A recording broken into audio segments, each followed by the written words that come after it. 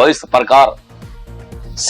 प्रकार का जो बृहद स्तर या धनाढ्य किसान है तेजपाल सिंह, कर्ज तो देते हैं 3000 रुपया सविता जैसे कृषक को, लेकिन बहुत ही ऊंचे इंटरेस्ट रेट पर, बहुत ही ज्यादा 24% इंटरेस्ट रेट, वो भी 4 महीने में। इसके अलावा भी अलग अलग शर्त, जैसे कटाई के समय जब तेजपाल सिंह का खुद का खेती होगा, उसके धान के कटाई के समय 4 महीने उसके खेतों में काम करना पड़ेगा सविता को। यह बहुत ही बड़ा एग्रीमेंट, और वो भी क्या 35 रुपये पर दिन के हिसाब से, पर डे के हिसाब से ही उसको मजदूरी मिलेगा। इस प्रकार के एनसीईआरटी के बुकों में पुराना कुछ डाटा वगैरह दिया गया है, अप टू डेट नहीं है। तो कहने का मतलब है इस प्रकार का डाटा में विद्यार्थी को नहीं जाना चाहिए। कहने का मतलब कॉन्सेप्ट मतलब क्या है कि शोषण, कहने का मतलब है जो भी बाजार दर है मजदूरी के या सरकारी दर है, उससे कहें कि आधा नहीं 1/4 25% पर दर पर एग्रीमेंट हो जाता है काम करने के लिए मजबूर और बेबस। इस एग्रीमेंट पर लोग उधार देते हैं कि इतना ही कम पैसे पर हमारे खेतों में काम करना पड़ेगा, अगर करोगे बोलो, if you are ready then I will give you. अगर तुम रेडी होगे, तैयार होगे, अंगूठा लगाओगे, मेरा बात मानोगे और ऐसा करोगे तो तुम्हें उधार देंगे, पैसा देंगे, नहीं तो बस आराम से यहां से जाओ और जहां मिलता वहां पर ले लो, मैं नहीं दे सकता। लेकिन मजबूरी में इस प्रकार के कृषकों को लोग नहीं जानते हैं, विश्वास नहीं करते हैं, या जो औपचारिक सोर्स है, फॉर्मल सोर्स जैसे गवर्नमेंट बैंक्स वगैरह, वहां से आसान शर्तों से कर्ज नहीं मिल पाता है। इसे पता ही क्यों नहीं मिल पाता है, करप्शन एक साइड हो सकता है, या दूसरे side lack of awareness, education, अपने हक की लड़ाई लड़ने में ये प्रकार के किसान, इस प्रकार के कृषक, इस प्रकार के लोग सक्षम नहीं है, अपने बातों को रख नहीं पाते हैं। इस प्रकार के लोगों को डांट डपट दिया जाता है, बैंक वगैरह से उसे 9-2-11 कर दिया जाता है। लेकिन अभी बैंकिंग व्यवस्था में भी बहुत सारे सुधार हुए हैं, बहुत सारे बैंक्स, इस प्रकार का इकोनॉमिक फाइनेंशियल इंस्टीट्यूशंस आ रहे हैं जो फॉर्मल भी हैं लेकिन इनफॉर्मल की तरह काम कर रहे हैं, बहुत ही कम शर्तों पर लोगों को ऋण वगैरह दे रहे हैं। तो इससे बहुत सारा कंडीशन सुधरा है, तो लोगों को पता करना चाहिए इस प्रकार के एजेंसियों, सोर्सों से, जो गवर्नमेंट रेट पर लोन मिल सके और टर्म एंड कंडीशन जो है बहुत ही सिस्टमेटिक हो और लीगल हो, और वहां से ले सकते हैं। तो हम लोगों ने देखा कि यहां पर शोषण सविता जैसे कृषक का ही हो रहा है, और इस स्टोरी में डाला और रामकली का कहानी भी हम लोगों ने देखा कि इस गांव में डाला और रामकली, डाला भी एक मजदूर है और रामकली भी एक मजदूर है। ये लोग आपस में बात करते हैं कि कोई कहता कि पिछले महीना किसी को 4 महीना काम नहीं मिला, तो किसी को बोलता है 3 महीना काम नहीं मिला। रामकली का कहता है कि इस बार काम के लिए काम नहीं मिलने वाला है, क्योंकि उसे गांव में एक घनश्याम है जो इस बार फिर एक थ्रेसर मशीन ले आया है, और फसल का जो उसका फसल को बनाना है, थ्रेसिंग करना है, फसल को तैयार करना है कटाई के बाद, तो इस प्रकार के मशीनों से करेंगे, तो अब तो और भी काम नहीं मिलेगा। तो डाला कहता है कि हाँ, हम लोगों के पास जहां हम लोग कृषि करते हैं, खेती करते हैं, वहां पर सभी प्रकार के अत्याधुनिक साधनों का इस्तेमाल किया जा रहा है, जैसे ट्रैक्टर, हार्वेस्टर, थ्रेसर, और यहाँ तक जो बहुत सारे लोग होते हैं विभिन्न प्रकार के कीटनाशकों का भी इस्तेमाल कर रहे हैं। मतलब धीरे धीरे लोगों का काम छीन रहा, काम कम हो रहा, मजदूरी छीन रहा, लोगों का मजदूरी कम मिलेगा। तो इस प्रकार से शोषण बढ़ रहा है। रामकली भी अपना स्थिति बता रहा कि इस बार तो लगता है पता नहीं काम मिलेगा कि नहीं मिलेगा, कहीं शहर वगैरह जाना पड़ सकता है, ईटा भट्टे में भी काम वगैरह खोलने के लिए हमको जाना पड़ सकता है।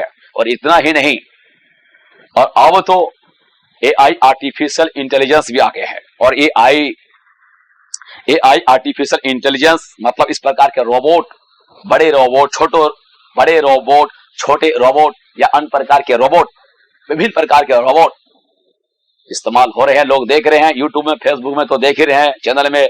आजकल ड्रोन का इस्तेमाल भी हो रहा है एग्रीकल्चर में, खाद छिड़कने में, फसल का निगरानी करने में, चोरों से निगरानी करने में, बहुत सारा चीजों में।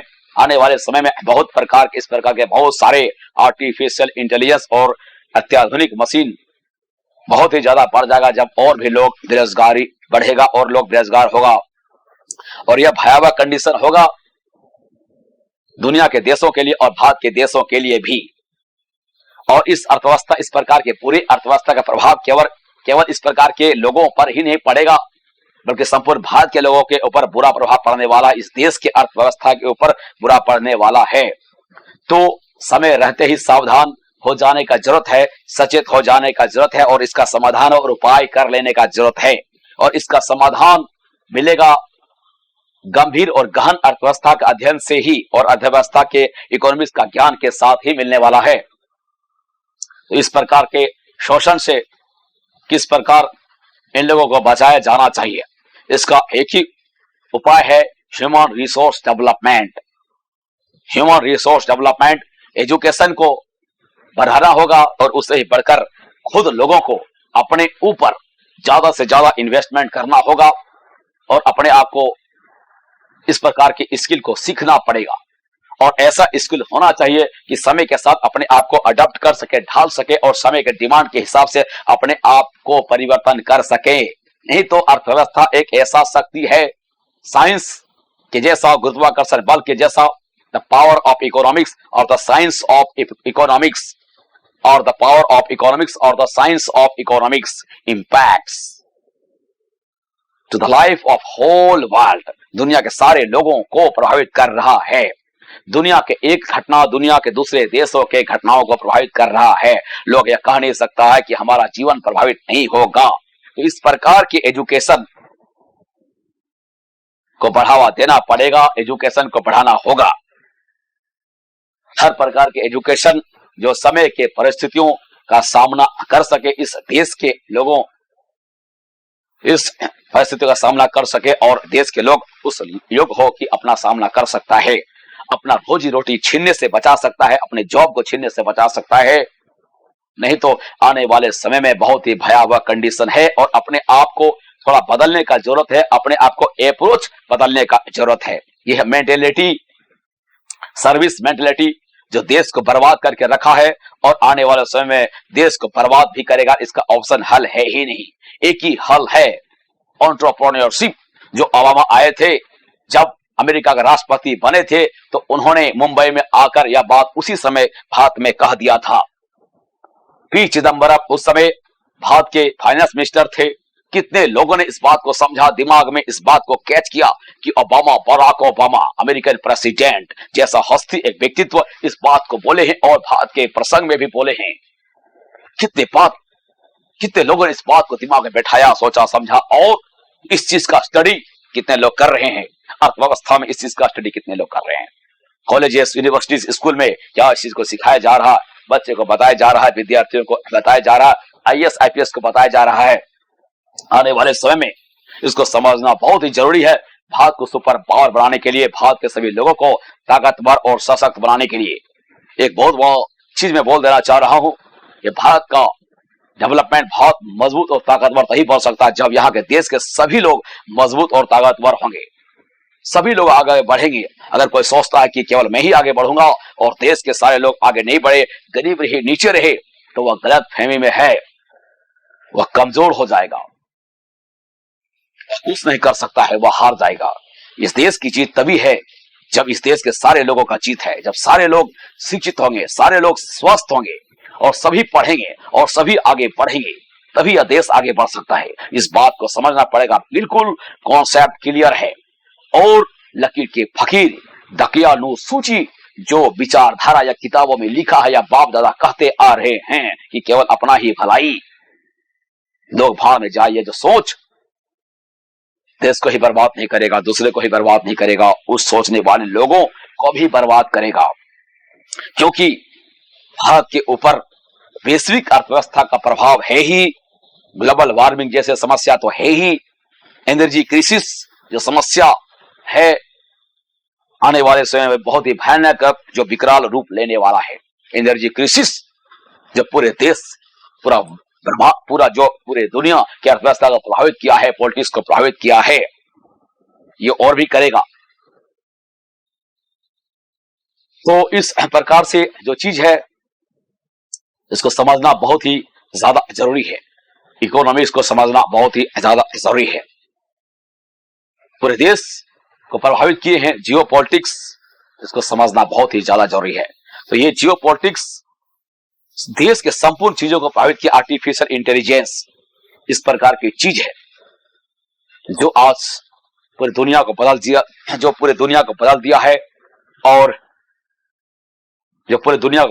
और पूरे दुनिया पर इसका प्रभाव देखने को मिलता है। भारत में भी इसका प्रभाव देखने को मिलता है। तो स्टोरी ऑफ पालमपुर में इस प्रकार की कहानी देखने को मिलता है। मिस्री लाल का कहानी हम लोगों ने देखा। इसके अलावा भी इस गांव में और भी किसान हैं, रामू सोनारी इस प्रकार के, और भी किशोरा का भी कहानी देख रहे हैं। एक मजदूर हैं जो कि बाद में चलकर एक भैंस खरीदने में सक्षम हो जाते हैं और इसको भैंस को खरीद कर वह इसका जो दूध, अतिरिक्त दूध मिलता है, इसके दूध को शहर में, बाजार में जो पास के शहर हैं रायगंज या शाहपुर में बेचकर कुछ अतिरिक्त आय कमाते हैं। और जब भैंस जब खाली रहता है या जब इनके पास इस प्रकार का काम नहीं रहता है तो क्या करते हैं, इस भैंस का इस्तेमाल करते हैं। एक भैंसा गाड़ी भी इन्होंने बना लिया है और इस भैंसा गाड़ी को पास के ही एक गंगा नदी है वहां पर चले जाते हैं और वहां से मिट्टी कुछ लाते हैं और वो मिट्टी कुम्हार के लाते हैं और कुम्हार को पहुंचा देते हैं। तो उससे उसे कुछ किराया मिलता है और अतिरिक्त आय उसे प्राप्त हो जाती है। तो ये किशोरा की कहानी है। तो इस प्रकार से कुछ लोगों का कहानी पात्र के रूप में समझाने का कोशिश किया गया है कि किस प्रकार से यहाँ के लोगों का, कृषक का जिंदगी क्या है, कृषक का कंडीशन क्या है। तो यहाँ जो गांव है 450 परिवारों का गांव है। इसमें से अधिकतर परिवार मतलब 76% लोग जो हैं इस गांव के, वो कृषि एक्टिविटीज में, खेती में, खेती बाड़ी में लगे हुए हैं। लेकिन यहाँ पर जो 24% पीपल है जो नॉन फार्मिंग एक्टिविटी में लगे हुए हैं, मतलब गैर कृषि कामों में लगे हैं। मतलब उसका राशन का दुकान है, मनिहारी का दुकान है, कुछ छोटा मोटा दुकान है, कपड़ा का दुकान है, किताब उताब का दुकान हो सकता है, डायरी कलम का दुकान हो सकता है। तो कुछ दुकान भी खोले हैं। कुछ लोग कुछ दुग्ध उत्पादन सारा, मतलब दूध वगैरह कलेक्ट इस गांव से कर रहे हैं, इस पर का धंधा कर रहे हैं। और एक करीम जैसे युवक हैं, एक पढ़े लिखे युवक इस गांव पालमपुर में है, उसका भी कहानी है। और इसके गांव में 2 महिलाएं हाल फिलहाल में ही जो कंप्यूटर का डिग्री प्राप्त किए हुए हैं। और हाल में इस गांव से कुछ बच्चे, या कहें बहुत सारे बच्चे, जो पास के शाहपुर में कॉलेज खुला हुआ वहां पर पढ़ने लिखने के लिए जाते हैं, कंप्यूटर का शिक्षा लेने के लिए जाता है। तो करीम जैसा नवयुवक इस बात को देखता है, गौर करता है कि यहाँ के विद्यार्थी जब शाहपुर जैसे शहर जा रहे हैं, यूनिवर्सिटी कॉलेज, वहां पर कंप्यूटर का अध्ययन करने के लिए बस के द्वारा या साइकिल या अन्य साधनों के द्वारा, ऑटो के द्वारा, तो अगर गांव में ही एक कंप्यूटर केंद्र खोल दिया जाए, छोटा मोटा कंप्यूटर सिखाने वाला, क्योंकि इस गांव में 2 महिलाएं कंप्यूटर सीखी हुई है, बेसिक ज्ञान जिसका कंप्यूटर सर्टिफिकेट डिग्री है, उनको काम पर लगाया, कंप्यूटर खरीदा और एक कंप्यूटर का केंद्र, कंप्यूटर ट्रेनिंग सेंटर करीम जैसा युवक खोल देता है अपने ही घर के सामने, जिसका दरवाजा रोड की तरफ खुलता है और यह रोड जो है शहर की ओर जाता है। तो कंप्यूटर ट्रेनिंग सेंटर जब खुलता है, धीरे धीरे देखने को मिलता है कि इसके गांव के बहुत सारे विद्यार्थी, लड़के और लड़कियां इसके कंप्यूटर सेंटर में कंप्यूटर सीखने के लिए आने लगता है और काफी ज्यादा विद्यार्थियों का भीड़ जमने लगता है। तो इस प्रकार का इकोनॉमिक एक्टिविटीज देखने को मिलता है लगभग। तो 450 हाउस होल्ड परिवारों का फैमिली है, जिसमें से 76% लोग कृषि कार्य में लगे हुए हैं और 24% लोग गैर कृषि कार्य में लगे हुए हैं। तो कहने का मतलब है क्या कृषि का कार्य बहुत ही अच्छा काम है। जो हम लोगों ने गोविंद का एग्जाम्पल देखा, तब वहां पर 1960 के समय का एग्जाम्पल है। 1960 के पहले भारत में परंपरागत तरीके से कृषि हुआ करता था, कृषि पद्धति था, या यूं कहें कि कृषि करने में पर्शियन सिंचाई प्रणाली का इस्तेमाल होता था। मतलब कुओं में रहट, डोंगी जैसा चीजों का इस्तेमाल होता था। गन्ना पेरने के लिए गायों का इस्तेमाल, बैलों का इस्तेमाल होता था। लेकिन धीरे धीरे समय बदला, परिस्थिति बदला। 1960 के आसपास हरित क्रांति आई, ग्रीन रेवोल्यूशन, जिसमें से इंसेक्टिसाइड्स, पेस्टिसाइड्स का इस्तेमाल ज्यादा हुआ और कुछ मॉडर्न आधुनिक तौर तरीकों और उपकरणों का इस्तेमाल हुआ, जिसके चलते प्रोडक्शन, कृषि का प्रोडक्शन ज्यादा हुआ, अनाज का प्रोडक्शन ज्यादा हुआ। जैसे हम लोग देख रहे हैं, पहले जहां पर एक एग्जाम्पल के रूप में 1 एकड़ जमीन में 1200 किलो का उपज फसल हो रहा था, अब उसी जमीन में 3200 किलो, मतलब 3 टन 200 kgs, 3200 किलो वही 1 एकड़ भूमि में उपज हो रहा है। कारण ग्रीन रेवोल्यूशन, कारण इंसेक्टिसाइड्स एंड पेस्टिसाइड्स का इस्तेमाल और HYV सीड्स का इस्तेमाल, हाई यील्डिंग वैरायटी सीड्स, मतलब अधिक उपज देने वाले जो बीज है, उन्नत नस्ल के बीज का इस्तेमाल किया गया, जिसके चलते प्रोडक्शन ज्यादा हो गया। 2-2 हजार किलो का प्रोडक्शन ज्यादा अब उसी 1 एकड़ भूमि में हुआ। जो इस प्रकार के उन्नत बीजों का अब इस्तेमाल किया गया, अब पानी का इस्तेमाल ज्यादा, सिंचाई का इस्तेमाल ज्यादा होने लगा, ज्यादा जरूरत पड़ा। पहले परंपरागत तरीके से खेती किया जाता था तो इतना पानी का आवश्यकता नहीं पड़ता था, इतना सिंचाई का आवश्यकता नहीं पड़ता था। इसके साथ ही जो लोकल स्तर के आसपास से जो गोबर या इस प्रकार के खाद उर्वरक का इस्तेमाल करके खेती कर लेता था और प्रोडक्शन कर लेता था। लेकिन अब उपज तो बढ़ा, लेकिन इस प्रकार के ज्यादा ही कैपिटल का जरूरत पड़ा, ज्यादा पूंजी का आवश्यकता पड़ने लगा, ज्यादा खाद करने के लिए इस प्रकार का उन्नत किस्म के बीज HYV seeds, high yielding variety seeds खरीदने के लिए, और इस प्रकार के आधुनिक मशीनों, हार्वेस्टर, थ्रेशर इत्यादि को खरीदने के लिए ज्यादा अब कार्यशील पूंजी, वर्किंग कैपिटल और फिक्स कैपिटल का जरूरत पड़ने लगा। तो इस प्रकार से लागत ज्यादा बढ़ गया।